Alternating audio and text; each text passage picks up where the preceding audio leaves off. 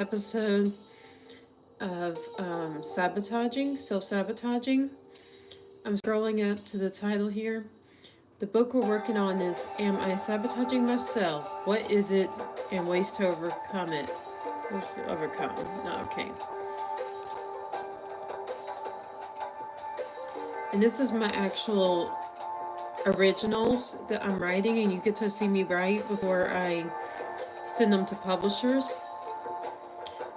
Last time we had touched on self-sabotaging and looking at, like, asking yourself, what is it you love to do? What do you wish you could spend more time doing? And that's part of identifying how we want to use our time. That's what we truly enjoy versus how we're actually using our time. And then we went into journaling and elaborating to expand on what you want your schedule to be filled with. What do you want less of, or to get rid of? Um, and I was warning y'all, don't think about money, but the things that cause but the things that cause stress and you do not enjoy it are some things you want to reduce or eliminate. So we went on from there, and I basically told you to spend at least 45 minutes writing what you want more of and what you want to get rid of. These are two parts to figure out the next time, so that next time we can take the steps to resolve what you really should be doing and how to make it a reality, which is what we're going to pick up on today.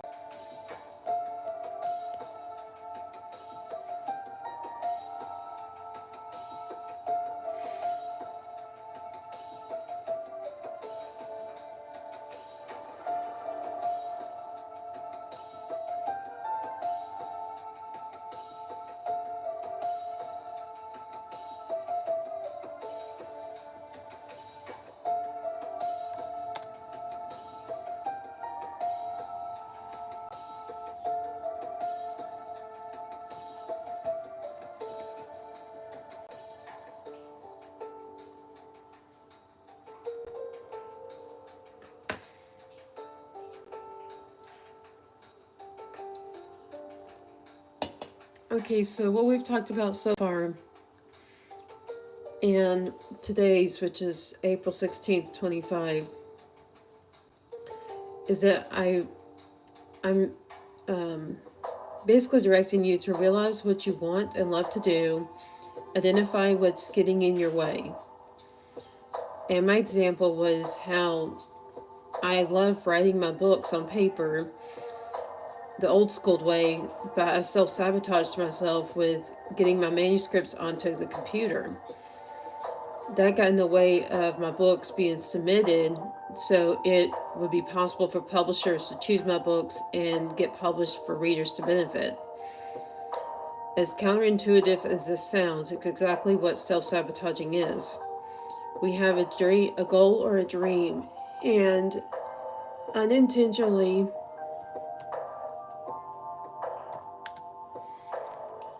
get in our own way of achieving a dream or other highly desired goal or success.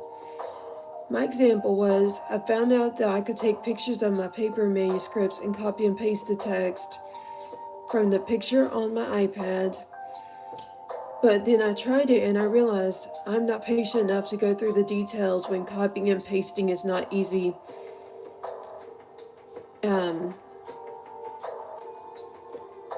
Because of my messy handwriting. So take time to journal for 45 minutes. Here's the questions. What or how are you getting in your own way of success? What is your dream or goal? How are you jeopardizing it? How are you jeopardizing your dream or goal? This is what I want you to spend 45 minutes journaling to. And basically, with this, I gave the example that we need to address the problem. That's how we're jeopardizing ourselves from the success we want or the job we want, and to problem solve how we can get around that hurdle. And I know not everybody has a team of people they can delegate to, but others have family members or friends and other people they can delegate to. But my example was, and even if you can't delegate, you can find some way to problem solve using the example I'm about to give here. I realized at 2 a.m. last night that I lost the phone number to one of my contractors, and how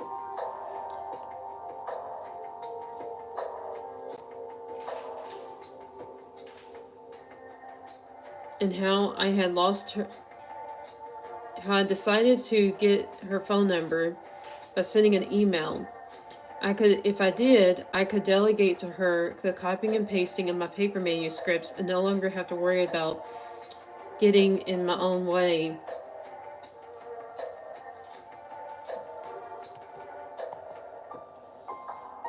Basically, I was looking at focusing on my strengths, which is the writing of books and problem solving, with the plan that I'll write my books on my iPad. So after Terry, which is my contractor, gets all my originals ready to publish, I can eliminate the cost. So that's problem solving.